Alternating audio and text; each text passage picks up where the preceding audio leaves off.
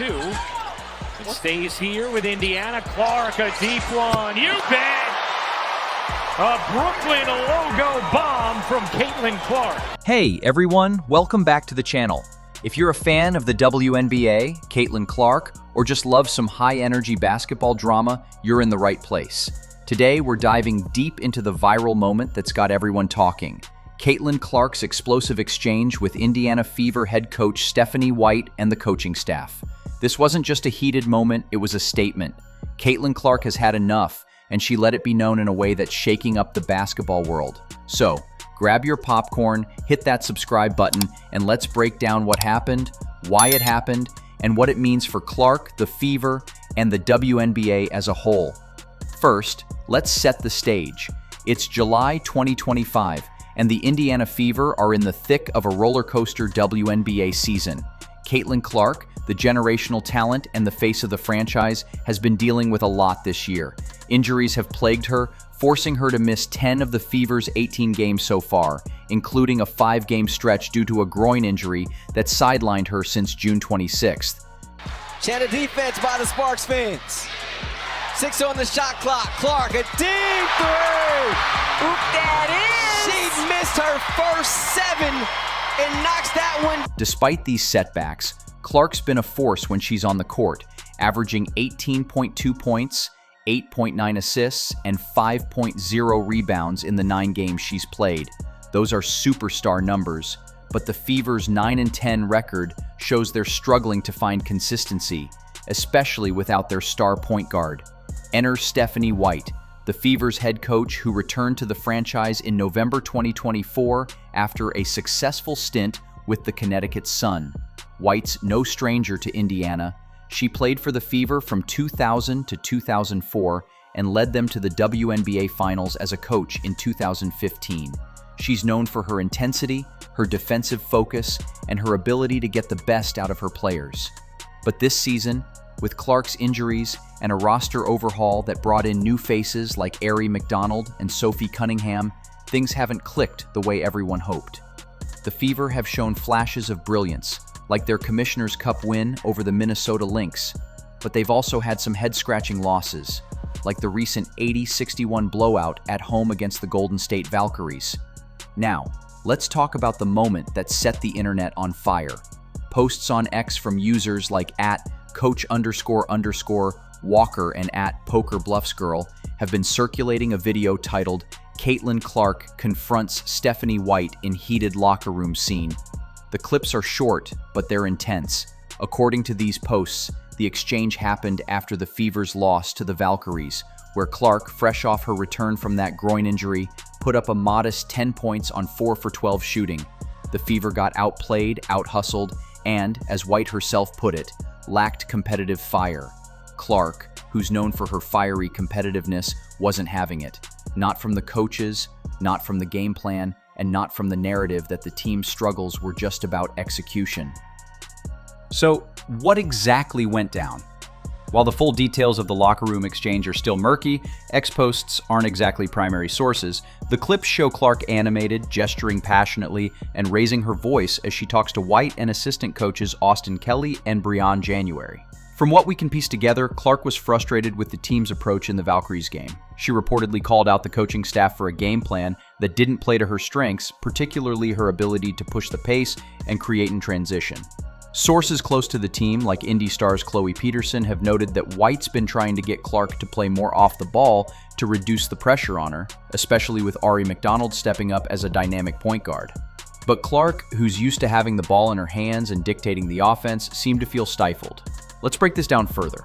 Clark's game is built on speed, vision, and those logo-range threes that have made her a household name. Her 8.9 assists per game lead the WNBA, and her ability to break down defenses with her passing is unmatched. But in the Valkyries game, the Fever's offense looks stagnant. They shot just 45.8% from the field and struggled to move the ball baseline to baseline, as White pointed out post-game. Clark's frustration seems to stem from a disconnect between her natural play style and the coaching staff's strategy. White's plan to pair Clark with McDonald and have her play off-ball makes sense in theory. It gives Clark a break from constant defensive pressure and lets McDonald's speed and grit shine. But in practice, it might have felt like it was limiting Clark's ability to take over. Now, this isn't the first time Clark and White have had a moment that caught attention. Back on July 4th, during the Fever's dominant 81-54 win over the Las Vegas Aces, White picked up a technical foul late in the game for arguing with the refs. Clark, who was on the bench nursing her injury, went viral for her reaction, popping up, flexing, and cheering like she just hit a game winner. White later joked, "Caitlin says she's got me though," referring to the bonus money from the Commissioner's Cup win. That moment showed the bond between Clark and White, a player-coach duo who both love the game with a junkie's passion. But it also hinted at Clark's intensity. She's not just a cheerleader on the bench, she's a leader who wants to control the narrative. So, why did this locker room exchange hit such a nerve? For one, it's Caitlin Clark. She's not just a player, she's a phenomenon. Her rookie season in 2024 broke records, her off-season training photos went viral, and she's the odds-on favorite to win MVP in 2025. Every move she makes is magnified. When she's calling out her coaches, it's not just a team squabble, it's a headline. And the Fever know it. Team President Kelly Krauskopf recently got heat for comments about building the Fever into an enduring brand like Apple, with Clark as the centerpiece. Those remarks, which resurfaced around the same time as the locker room clips, led to Krauskopf reportedly deleting her X account after backlash from Clark's fans, who felt she was reducing Clark to a marketing tool. But let's not paint this as just Clark versus White. There's a bigger picture here. The Fever are a team in transition. They've got a loaded roster with Clark, Aaliyah Boston, Kelsey Mitchell, and new additions like McDonald and Cunningham. They're trying to blend a high IQ, ball-dominant guard like Clark with a fast-paced, defensive-minded system under White. And they're doing it while managing Clark's injuries, which have forced the team to find an identity without her. When Clark was out, players like Boston and McDonald stepped up. Boston's been a beast with a team-high PER and net rating, and McDonald's been a spark plug at point guard. But when Clark's on the court, the game plan shifts, and that adjustment hasn't been seamless. The X posts claiming a heated confrontation might be exaggerating for clicks. There's no evidence of a full-blown meltdown or Clark demanding a trade or anything like that. But the sentiment on X reflects the passion of Clark's fan base. They see her as the Michael Jordan of women's basketball, a once-in-a-generation talent who should be the focal point of everything the Fever do. When ESPN analyst Carolyn Peck suggested the Fever might be more dangerous without Clark because she's so ball-dominant, it sparked a firestorm. Fans pointed to the stats. Indiana's offensive rating is 85.0 with Clark, 80.2 without her. The numbers don't lie. Clark makes the Fever better even if her turnovers, 5.9 per game, can be a headache. So what was Clark really saying in that locker room? Based on the clips and the context, it sounds like she was pushing for more freedom to play her game. She's not the type to shy away from pressure. She said herself she doesn't want minute restrictions and won't return from injury unless she's 100%.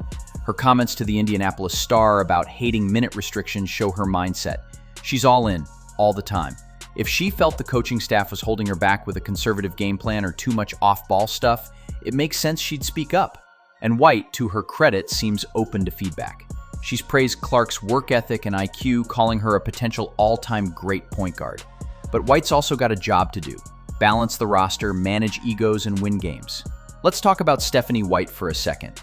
This is a coach who's been through the fire. She won an NCAA title as a player under Carolyn Peck at Purdue in 1999, played 5 seasons with the Fever, and coached them to the finals. She's not some rookie coach who's intimidated by a star player. Her no shortcuts mentality, as she preached in a viral practice clip from May, is all about strategy and discipline. When she called out the team's lack of competitive fire after the Valkyries' loss, she wasn't throwing Clark under the bus, she was demanding more from everyone. But Clark, being the competitor she is, might have taken it personally. She's not just a player, she's the engine of this team, and she knows it. The dynamic between Clark and White is fascinating because it's not just about basketball, it's about leadership. Clark's only 23, but she's already carrying the weight of a franchise. Her viral logo, shot in a preseason game at Iowa, where she pointed at ESPN announcer Ryan Ruocco, showed her swagger. Her off-season transformation, with those flexing photos that broke the internet, showed her dedication. And her triple-double against the Chicago Sky in May, 20 points, 10 rebounds, 10 assists, showed her ability to dominate. But White's got her own pedigree, and she's not here to coddle anyone, not even a superstar. That tension between a coach pushing a system and a player pushing her style is what makes this moment so compelling. Now let's address the elephant in the room. Is this a real problem for the Fever?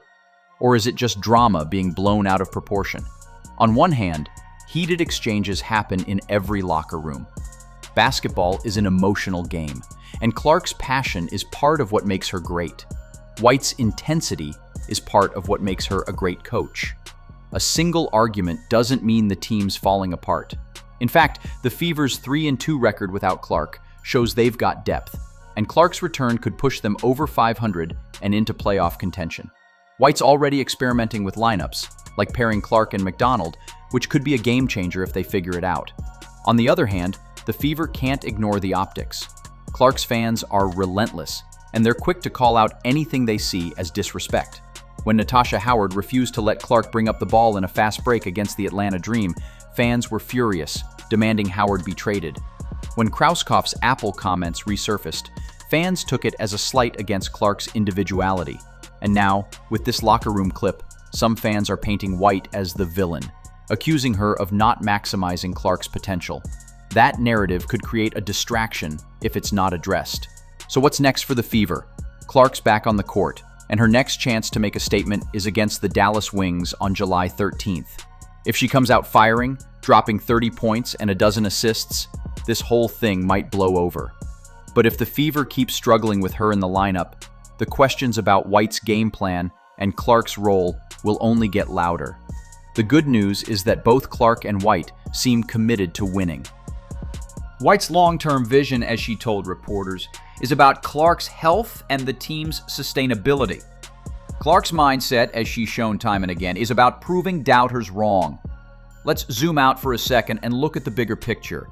The WNBA is at a turning point, and Clark is a big reason why. Her popularity has brought new eyes to the league, and the Fever are capitalizing on it, hence Krauskopf's enduring brand comments.